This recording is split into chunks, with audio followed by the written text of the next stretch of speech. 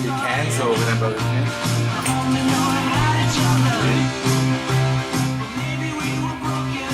So, Pete. Paul. Pete. Alright, we sound pretty much. Got it. Do you want it cans or Do we need to put them on or? No. Don't worry about it. Cool. Just get up nice and close to the microphones. Like this sort of thing? Better? The closer the better. I can turn you down. Okay. Harder to turn you up.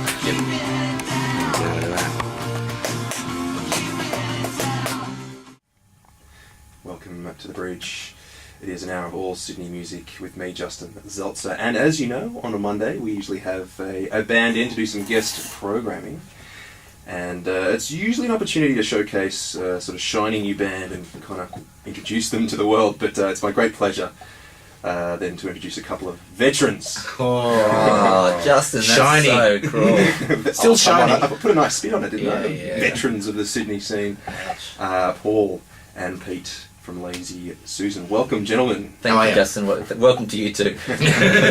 We just heard a track off your... This is released now, isn't it? Yeah, it's the official Whiz Bang release date was Friday, so it's now 4 days old. It's the fourth album. It's called Places That Made Us. And we heard the first track from it, which was... Easy Targets.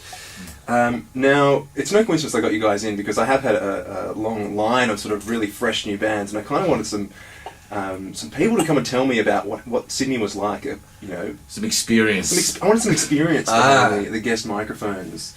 Oh. Because I found your first EP, Which I was commending you on. That's awesome, You Justin. want only 10 people who own it.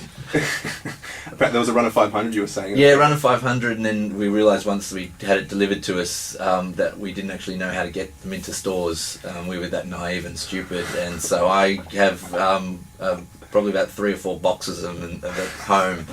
I think we sold about 20 or something like that. Oh, FBI's got one. Yeah, which is great. Maybe we could sell the new album with a kind of extra Just give them away. give away. Beer coasters, all that kind of stuff. Yeah. Well, I think it was from 1998. Oh.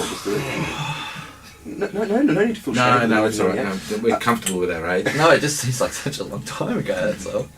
What was Sydney like back in the those 12 years ago? I you guys were trying- almost thought you were about to say, what was Sydney like in the 12th century? Loots, medieval times. I think it was good. I think it's always careful with. Got to be careful with these sort of the golden era type stuff about Sydney, which everyone talks about, and we Well, sort of grew up now in- is the golden era. Indeed, and I think every era is probably the golden era. I think '98 it was sort of just before all that pokey stuff. It was about that time when the Annandale closed before it closed again, and then the Hopetown closed for a while. Yeah, all that kind of stuff. But you could still get gigs, and it was still a good scene, and there were lots of good bands around. I mean, I think it probably stays the same pretty hard. I think that the really golden era that people talk about is which is even older than us, which is all that kind of all the venues and the Northern Beaches and North Shore and things that all and the Graphic Arts Club and the which not all in excess when they're kicking around, and all those venues had closed by the time we came around, so we mostly played the same sort of venues for the last 10 years or so that we've been around. We've mostly played the same sort of venues that are around today, like the Annandale, the Lansdowne, the Sandringham. The Sandringham, the only thing that's different now is that when we played, you had to actually set the stage up before you played. So the bands would get there and set the stage up on milk crates in the corner. No soundies doing it for you. No. Well, so it was kind of it was always It was kind much tougher back then. It was mate, kind I of tell fun. ya. It was just it's far better now. You've got you've got 2 rooms there and it's fantastic. But so the venues were pretty much the same. The only difference that these days, in terms of, I guess, the more notable venues, is the Hopetown doesn't exist anymore. But it'll come back. Yeah, well, fingers crossed. Fingers crossed indeed. And there's a plethora of other new venues that have popped up. Over Yeah, the last exactly, 5 years exactly. as well. Like Notes, where we're playing on July 30th for our album launch. Nice plug, Pete. How'd you like that? Yeah, No, I like that segue. word. I used to do a bit of radio myself. So that's Notes on the 30th of July. It is indeed. Cool. Deutsch and Split the Difference. Guys, you want to give us the details on Adrian Deutsch? Because he was part of Red Riders. Red Riders. And he left, I think, Red Riders probably about 18 months, 2 years ago or something now. and I have to admit, a link with kind of suggesting his song get played tonight because I played drums in his band, or at least I haven't played drums in his band because he hasn't played live for such a long time. But so I presume I still play. I haven't got the tap on the shoulder yet, but he's I think one of Sydney's best young up and coming songwriters. I think he's fantastic. And he's a multi-instrumentalist as well. Yeah, he's recording his second album. He might have even finished at the moment. From what I understand, pretty much playing most of the things himself, and so that should be a corker when it comes out. I'm guessing later on this year or something. And if I can segue again, Justin, he's playing at our launch. Oh, July 30th, isn't he? You are the king of segues. That was fantastic. I want to work in commercial radio. I'm doing a read now as we speak. Wow, you even know the terms. Yes, he's our main support at our launch, playing a little solo set, and he's I've got a request in. He does a really fantastic Prince cover, so I'm hoping he's going to do a bit of Prince as well. Oh, which one? You can't tell us. I'm not going to tell you yet. Okay. But it's the launch, which is at Notes. And you're plugging it. It's I'm fantastic. helping you out here. Justin. Look at This is awesome. Notes, July the 30th. Yeah, you can tell you guys are the radio professionals. That's right. Hey, you know something that's happened in the Sydney scene now, though, and I sound a bit old, those like Notes, you can go to their website and you can buy tickets for our show. Yeah. With dinner or without dinner. That didn't happen in the old days. Was that a kind of like a plug, but dressed up as information? There's a bit of information, yeah. Editorial, but, it's useful. I think it's been happening at the Vanguard for a good, Yeah, few okay. years. I I'm need quite to get sure. more. Bow.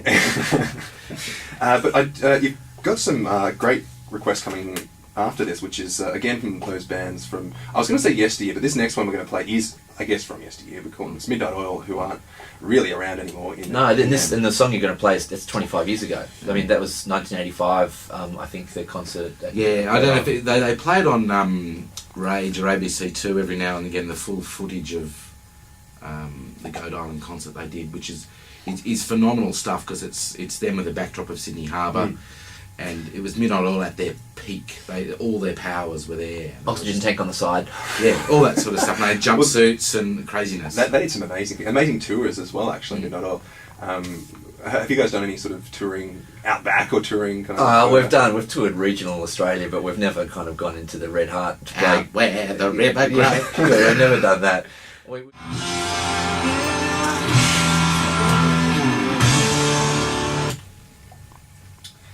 You just got to love a solo that ends with the lead singer telling the soloist to shut up. Shut up!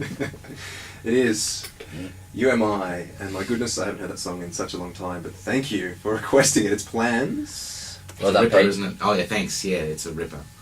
A ripping track off their number 4 album, which I think was from '98 or something around that. About the time. About the time of your first First- EP. Oh well, I mean, we've worked. Tim Rogers and I and us are about the same age, so we've been. Well, he's obviously been a little bit more successful, but Just a little. yeah. So yeah, was it? He hasn't been on the 2000? bridge though, can I say? Hasn't he? Well, there No, you go. he hasn't. So if that's right. the measure of success, then Lazy And you Susan. probably haven't even invited him because you couldn't give a toss. And he's probably not played Bendigo High School either. Ballarat. Ballarat He's High played School. Bendigo. Yeah, they know him well at Bendigo. I'm with Lazy Susan in the studio, and as I said before, we're about to hear something live in the studio. This comes from your brand spanking new 4th album, which is called Places That Made Us. Indeed, it's a song called Bad Hands. But before we get into it, can you tell us a bit about the album? It's an interesting title. Are there particular places that you sort of mentioned throughout the? Not really. It's wedded, I think, to the image on the front cover. A lot of it is that Pete and I actually shared a house when we started Lazy Susan in the late '90s in Church Street, Newtown, and that beautiful drawing illustration by Marty Deans on the front cover is. Not our house, because our house wasn't as good as that, but it was just a few doors down, and it was just a nice fit with looking back on roughly 10 years of Mission of Lazy Susan, and just where we came from. A lot of the songs, some of them new, some of them have been around for 10 years and things like that, so it was looking back a little bit. That house now's got a little plaque out the front, hasn't it? Yes. Saying that Paul and Pete lived there. Yeah, when Saying the cover form of, Lazy Susan. Form Yeah. Lazy Susan here, so you get a bit of tourism sort of through the street. Absolutely. Which A is lot of nice. people knocking on the door saying, "Can I see the bed that Paul slept in?" Yeah, they say no. I thought you were